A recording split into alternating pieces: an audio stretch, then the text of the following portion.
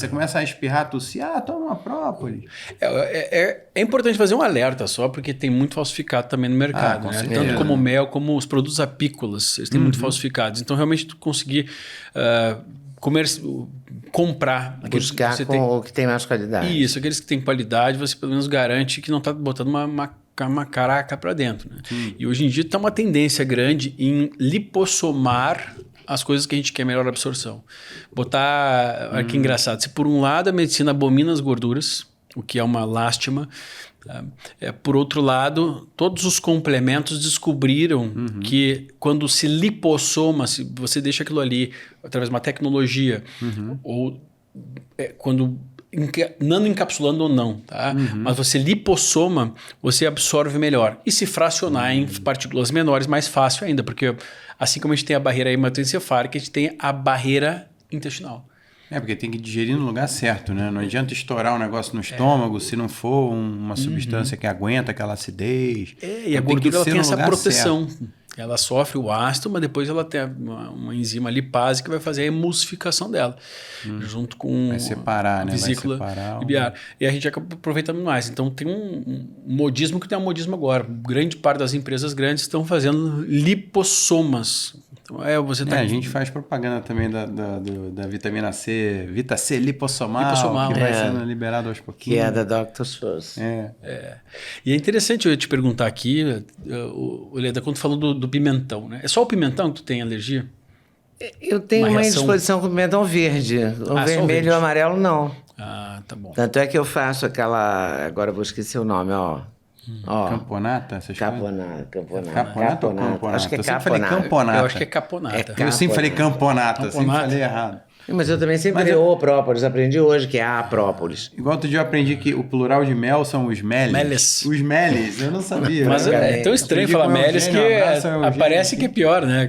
Falar meles. Sim. Aliás, a Apsvida mandou uma caixa que tem mel, várias coisas para você. É uma delícia. Mas era a terceira caixa, a gente deixou melhor te dar depois.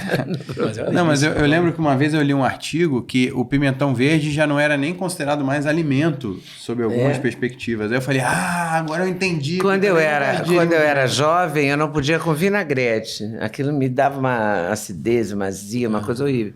Depois eu perdi isso. É igual alergia, né? Eu tive várias alergias, a corante amarela, me empelotava inteira. Tive, por isso que eu fiquei toda empelotada, mas eu ficava deformada, parecia o Juruna. Lembra do cacique? Com remédio, né? Lembra do cacique Juruna? Sim.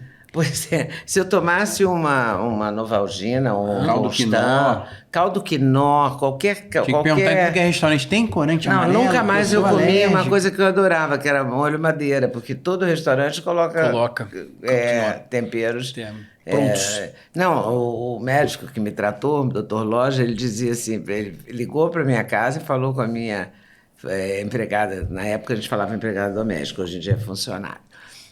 O colaborador. Virou colaborador. Já tudo aí com a colaboradora ele falou, o que a senhora coloca? Porque eu estava uma semana tomando sopa e todo dia eu inchava e deformava de novo. E aí ele perguntou para ela, mas o que a senhora coloca na sopa? Ela falou, tempero. Ele falou, não pode de jeito nenhum e tal. Tu sabes que... E aí eu tirei, desensibilizei. Durante anos, né? Eu fiz um tratamento de... aquelas vacinazinhas naturais. E depois eu desensibilizei. Hoje em dia também eu não uso, eu não sei se... Você nunca mais teve. Mas eu nunca mais tive. Mas eu tinha episódios graves, assim, de ficar deformada mesmo, já não podia trabalhar. Tinha que andar com remédio para tudo que é lado. Porque eu podia dar edema de glote, né? Essas coisas. Era bravo. Sobre as alergias, olha que interessante, a gente estava falando de TDAH aqui, há uma associação muito forte. É uma indireta isso? Mas há uma associação muito forte, de alergias na infância, ou seja, um indivíduo que teve alergias na infância, rinite, sinusites, alergias, e que vem a desenvolver na fase já um pouco mais às vezes precoce mesmo, os sintomas de TDAH. É mesmo. É uma associação muito grande. Eu tive muitas. Alergia ou tratamento contra a alergia? Pois então, aí o que se tende ainda a descobrir é os antialérgicos, os antihistamínicos mais antigos de primeira geração, eles ultrapassavam a barreira hematoencefálica, eles davam sono, sonolência. E aquilo pode afetar naquela fase precoce o neurodesenvolvimento e algumas áreas do cérebro. Primeira hipótese. Segunda hipótese, Existem 2 genes que fazem com que a pessoa tenha essa abundância de estamina.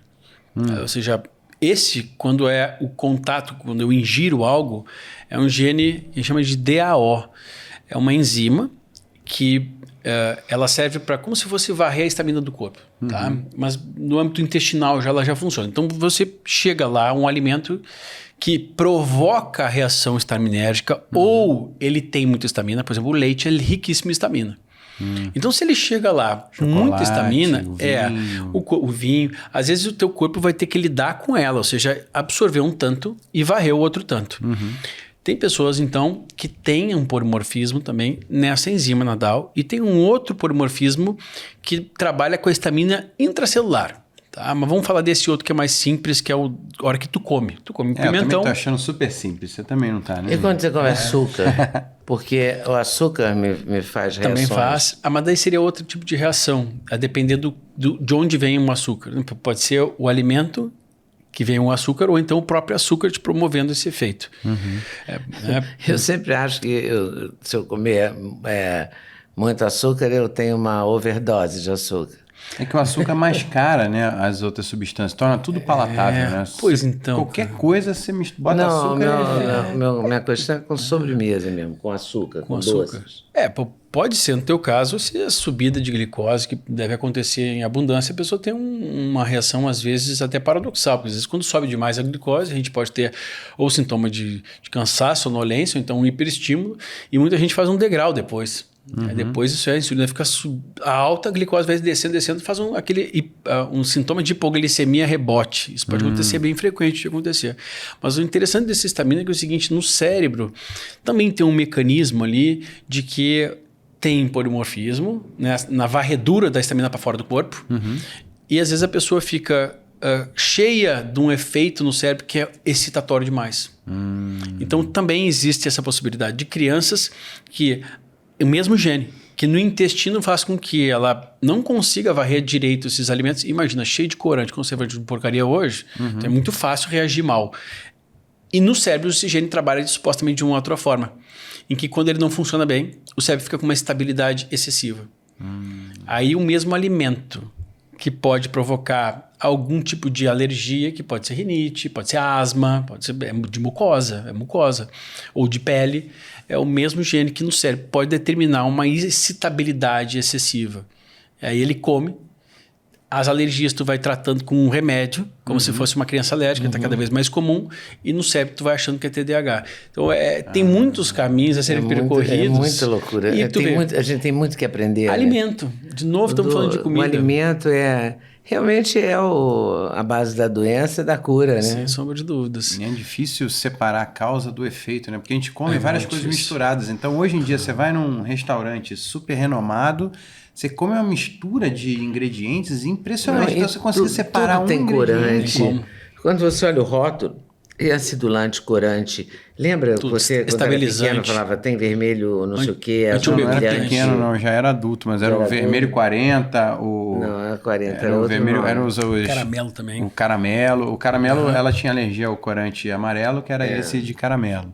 Aí, sei lá, tinha o azul brilhante, assim, né? Os nomes sei lá, dióxido de titânio. Agora, sabe uma coisa que eu fiquei muito curiosa nessa entrevista, quando você falou assim, tudo depende da maneira de fazer. A batata frita, o arroz, o feijão. Tem uma maneira de fazer arroz e feijão. E quais são os vilões ali? Os óleos, essas coisas. Você não entra na tua casa de jeito nenhum. Quais são os ingredientes que não entram na tua casa de jeito nenhum? Poxa, na minha casa, cara, nós somos meio extraterrestres porque na minha casa a gente não tem necessidade. Meio. É assim, eu como de tudo. Se for avaliar, se a gente for sair para comer aqui, se tiver uma sobremesa de petit gâteau, vou comer. Eu não tenho esses problemas. O ponto é que na minha casa, como nós temos um filho de 5 para 6 anos, uma filha de 2 anos, eles não conhecem determinados sabores. Eu tive a infelicidade e felicidade de conhecer tudo isso e eles vão ter a felicidade de conhecer. Mas como eles não conhecem, eles não sentem falta. Então, por exemplo, açúcar. Eu não tenho açúcar, eu não sei o que se faz com açúcar. Porque a gente não come um doce preparado lá com açúcar. A gente lá, se for um doce preparado, com tâmara, com... Mesmo no Rio Grande do Sul, É porque tem a cuca, né? Que é famosérrima. Então, mas como a gente já desapegamos desses alimentos... Eles não conheceram, né? Eles não conheceram. E é engraçado que todo mundo me prometia.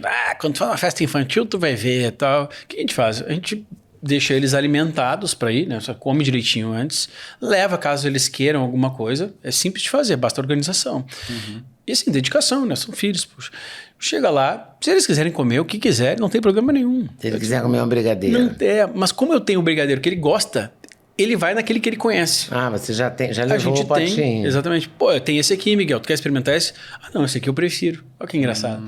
Não tem essa curiosidade. Na escola é engraçado que a diretora chama de, vai ter um piquenique. Porque a escola você não tem muito controle, né? Tem os piqueniques, né? Ele é pequenininho ainda. E ele pode experimentar dos coleguinhas. Como a gente já sabe que ele adora, ele leva a pipoca, que é a dele, e oferece para os amiguinhos. Que seja o biscoito, qualquer coisa, o saudável. Ele adora aqueles. É o único que ele conhece. Então ele não tem vontade de comer os outros, porque ele gosta tanto daqueles. É difícil, porque o paladar é muito... ele é muito treinável, Leandro. Quando você come uma coisa que foge muito ao seu paladar, é difícil te apaixonar rapidamente. E aí, gostou desse corte? Gostei muito, mas eu acho que vocês devem assistir a entrevista completa, que está no YouTube, Leda Nagli, esperando por você. Essa série Os Nagli, o Encontro de Gerações, está imperdível. Vale a pena conferir, hein? Com certeza. Se Deus quiser.